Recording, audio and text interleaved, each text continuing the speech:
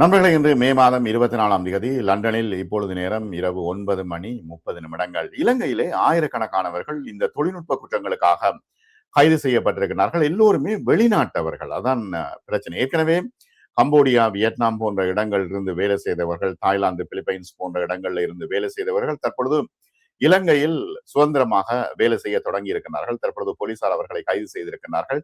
அது தொடர்பான விவரங்களை நாம் இன்று பார்ப்போம். முதல்ல சப்ஸ்கிரைப் செய்யாத அன்பர்கள் சப்ஸ்கிரைப் செய்யுங்கோ, ஹை பட்டன் அழுத்துங்கோ, லைக் பட்டன் அழுத்துங்கோ. உடனுக்குடன் உங்களுக்கு செய்திகள் வந்து சேரும். என்ன விஷயம் என்று நாம் பார்ப்போம். தொடர்ச்சியான இந்த கைதுகள் ஒரு இலங்கைக்கு அதிகமான கும்பல்கள், இந்த சைபர் கிரைம் கும்பல்கள் மோசடி செய்கின்றார்களா என்பதுதான் தற்பொழுதுள்ள பிரச்சனை. தொடர்ச்சியாக இப்ப கடந்த மாதம், அதற்கு முதல், தற்பொழுது கூட இந்த வருடத்தில் மட்டும் இதுவரை 1000க்கும் அதிகமான வெளிநாட்டவர்கள் கைது செய்யப்பட்டுள்ளார்கள் என்று இலங்கை போலீஸ் பேச்சாளர் தெரிவித்திருக்கின்றார். அதுதான் இப்பொழுதுள்ள பிரச்சனை. கணிசமாக மாதம் அதிகரித்து வருகிறது. கிட்டத்தட்ட 1000 பேர் அது ஒரு பெரிய தொகையாக இருக்கிறது. இப்ப கம்போடியா, மியான்மர் போன்ற தென்கிழக்காசிய நாடுகளில் மோசடி இடங்கள்ல அதிகாரிகளால் மேற்கொள்ளப்பட்ட கடுமையான முறியடிப்பு நடவடிக்கைகள் அங்க நாங்கள் பார்த்த பல வீடியோக்கள் இருந்தது. பல இடங்களை அவர்கள் போய் சர்ச் பண்ணி அவர்களை எல்லாம் கைது செய்து திருப்பி அனுப்பினார்கள். கடுமையான தண்டனைகள் வழங்கப்பட்டன. ஆகவே அங்க நெருக்கடி கொடுக்க இந்த இந்த குழுக்கள் இந்த குற்றம் செய்கிற குழுக்கள் இலங்கைக்கு இப்பொழுது வந்திருக்கிறார்களா என்கின்ற ஒரு மிகப்பெரிய கேள்விதான் எல்லோர் மத்தியிலும் எழுகிறது. இது மிகப்பெரிய ஆபத்து இலங்கைக்கு. இந்த ஆண்டின் ஆரம்பத்திலிருந்து இந்த கம்ப்யூட்டர், இன்டர்நெட் குற்றங்களில் ஈடுபட்ட குற்றச்சாட்டில் மட்டும் 1000க்கும் மேற்பட்ட வெளிநாட்டவர்களை போலீசார் கைது செய்துள்ளார்கள் என்றும் போலீஸ் பேச்சாளர் தெரிவித்திருக்கின்றார். இதுல அதிகமாக இருந்தவர்கள் சீனா, வியட்நாம், இந்தியாவை சேர்ந்தவர்களும் இருக்கிறார்கள் என்று போலீஸ் ஊடக பேச்சாளர், உதவி போலீஸ் அத்தியட்சகர் FU வுட்லர் தெரிவித்ததுதான் அதிர்ச்சி அளிக்கின்ற ஒரு விஷயம். இப்ப கடந்த வருஷங்கள்ல இலங்கையில் இந்த குற்றச்சாட்டுகளுக்காக, இந்த கணினி இன்டர்நெட் குற்றச்சாட்டுகளுக்காக அதிகமாக கைது செய்யப்பட்ட வெளிநாட்டவர்கள், இப்ப உள்நாட்டுக்காரர்கள் குறைவு, வெளிநாட்டுக்காரர்கள் கைது செய்யப்பட்டிருக்கிறார்கள். இதுதான் முக்கியமான ஒரு பெரிய அதிர்ச்சி தரும் விஷயம். 2024 கிட்டத்தட்ட 430 வெளிநாட்டவர்கள் கைது செய்யப்பட்டார்கள். அதே ஒரு பெரிய தொகை. அப்ப கடந்த ஒரு வருடத்துல 1000 பேர் கைது செய்யப்பட்டிருக்கிறார்கள் என்பதுதான் மிகப்பெரிய பிரச்சனை. புட்லர் அதைத்தான் சொல்கின்றார் போலீஸ் பேச்சாளர். 5 மாதங்களுக்குள் கிட்டத்தட்ட 1000க்கும் அதிகமானவர்கள் கைது செய்யப்பட்டிருக்கிறார்கள் என்று அதிர்ச்சிகரமான தகவலை தெரிவித்திருக்கிறார். 2024 நாங்கள் பார்த்தோம் என்றால் 230 சீன நாட்டவர்கள் கைது செய்யப்பட்டிருக்கிறார்கள். 200 இந்தியர்களும் கைது செய்யப்பட்டிருக்கிறார்கள். ஆனால் இந்த வருஷத்தை பார்த்தா சீனா, India, Indonesia, Vietnam, Philippines, Malaysia, Cambodia, Thailand, நேபாளம் நாடுகளை சேர்ந்தவர்கள் கைது செய்யப்பட்டிருக்கிறார்கள். இது பல இடங்கள்ல பரவி அவர்கள் இந்த நெட்வொர்க்கை வைத்திருந்திருக்கிறார்கள். இப்ப நீர்கொழும்புல வைத்திருக்கிறார்கள், சிலாபத்துல, அன்றாபுரத்துல, காலியில, கொழும்புல போன்ற இடங்கள்ல ஒரு வீட்டை வாடகைக்கு எடுத்து அந்த வீட்டுல ஃபுல்லா நெட்வொர்க் எல்லாம் ஏற்பாடு செய்து சைபர் குற்றங்களில் ஈடுபடுகின்ற இவர்கள் கைது செய்யப்பட்டதுதான் இப்ப பிரச்சனை. இந்தோனேஷியா, தாய்லாந்து, வியட்நாம் போன்ற நாடுகளில் சந்தேகத்துக்கிடமான வெளிநாட்டவர்கள் கணனிகள், தொடர்பு சாதனங்களோடு அதிகமாக கைது செய்யப்பட்டதை நாங்க வீடியோக்கள்ல பார்த்திருக்கிறோம். ஆனா அங்க மோசடி குழுக்கள், பல இணைய மோசடிகளில் ஈடுபடுபவர்கள், அந்த குழுக்கள்ல இணைந்தவர்கள் அதிகமாக காசுக்காக நல்ல அவர்கள் சம்பளம் கொடுக்கின்றார்கள். அதன் காரணத்தினால வெளிநாட்டில இருந்து இந்தியாவில இருந்து இறக்குமதி செய்கின்றார்கள், நேபாளத்தில இருந்து இறக்குமதி செய்கின்றார்கள். பல இடங்கள்ல அவர்கள் அதிக லாபம் தருகின்ற முதலீடு, அதிக சம்பளம் கிடைக்கும் தொழில், இதுக்குத்தான் ஆசை காட்டுகின்றார்கள். நாங்கள் நேபாளத்துல கைது செய்த விஷயத்தை ஒரு முறை பார்த்தோம். வியட்நாமிலையும் கைது செய்த ஒரு விஷயத்தை பார்த்தோம். திடீரென்று போய் குற்றப்புலனாய்வு துறையினர் கைது செய்தார்கள். அப்ப அவர்கள் சொன்னார்கள், கட்டாயப்படுத்தி தங்களை கூட்டிட்டு வந்தார்கள், வேற வேலை செய்வதற்காக கூட்டிட்டு இந்த கம்ப்யூட்டர், சைபர் கிரைம், கொஞ்சம் இன்டர்நெட் தொழில்நுட்பம் தெரிந்தவர்களை அவர்கள் வாட்ஸ்அப் குரூப்புகள்ல, லிங்க்இன்ல, ஃபேஸ்புக்ல, மற்றது இன்ஸ்டாகிராம்ல அவர்கள் அட்வர்டைஸ்மெண்ட் செய்து எடுக்கிறார்கள். எடுத்து அவர்கள் ஓகே முக்கியமான டேட்டா பதிவுகளுக்கு வாங்கன்னு சொல்லி கூப்பிட்டுட்டு இந்த சைபர் கிரைம்ல அவர்கள் ஈடுபடுத்துகின்றார்கள், அதிகமான சம்பளம் கொடுக்கின்றார்கள்.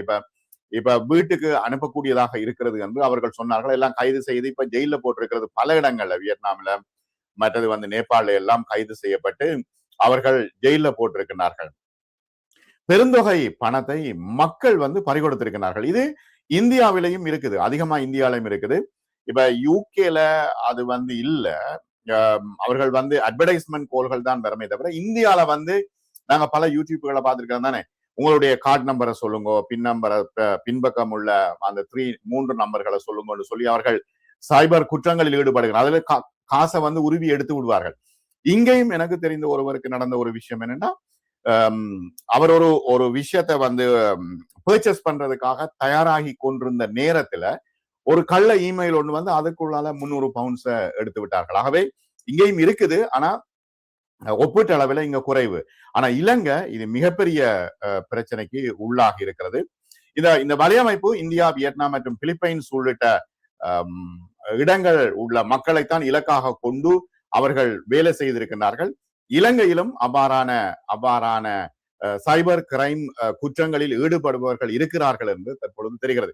இப்ப இலங்கையில நாங்கள் பார்த்தோம் என்னன்னா, அண்மை காலத்துல ட்ரெஷரியில பல அரசு நிறுவனங்கள் இருந்து பெருந்தொகையான பணம் மோசடியாக பரிமாறப்பட்டது. அது மட்டுமல்ல, இப்ப சைபர் கிரைம் குற்றவாளிகள் எங்கேயும் நுழைவார்கள், பேங்க் அக்கௌண்ட்டுக்குள்ள நுழைவார்கள். மிகவும் கவனமாக இருக்கணும், எங்களுடைய பேங்க் அக்கௌண்ட கவனமாக பாதுகாக்கணும்.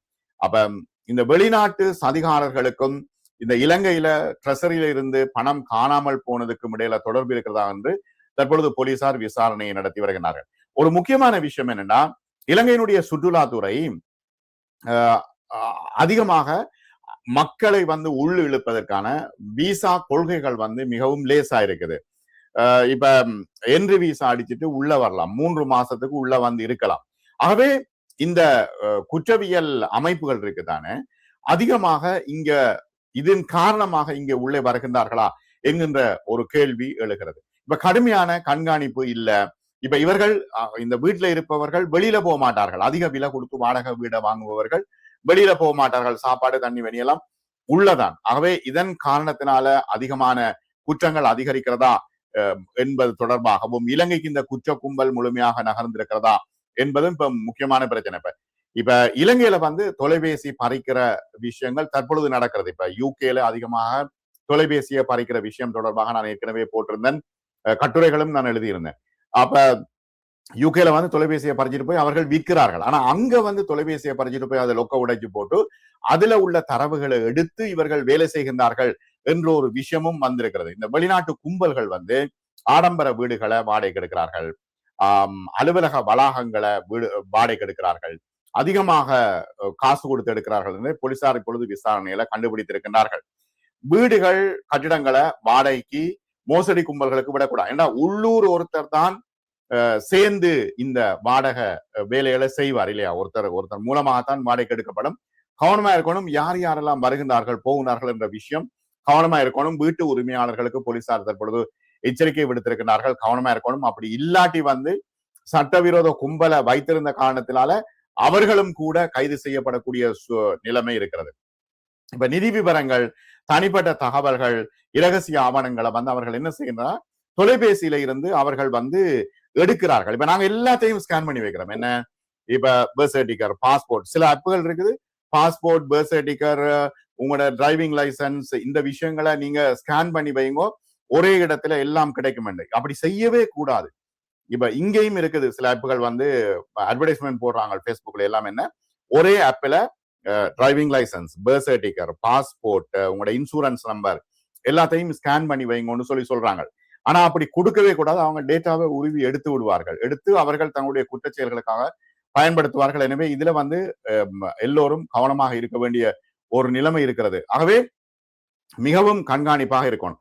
அடுத்ததுல இப்ப இலங்கையில இந்த மோசடி குற்றங்கள் அதிகமாக வருவதற்கு காரணம், அவர்கள் இப்ப சீனா என்ன சொல்லுதுன்னா, இலங்கையில் ஒரு நல்ல தொலைப்பு உட்கட்டமைப்பு இருக்குது, இப்ப நல்ல ஒரு வெதர் சூழ்நிலை இருக்கிறது, விசா கொள்கையில தளர்வா இருக்குது, மக்கள் அங்க நல்ல உணவுகள் கிடைக்குது, ஆகவே சீப்பா கிடைக்குது. ஆகவே இந்த குற்ற கும்பல்கள், சீன தூதரகம் சொல்றது, இந்த குற்ற கும்பல்கள் இங்கே தாங்கள் தங்குவதற்கு மிகவும் வசதியான இடமாக இருக்கிறது என்று அவர்கள் தெரிவித்திருக்கின்றார்கள். சீன தூதரகம் கவனமா இருக்க சொல்லி சொல்றது.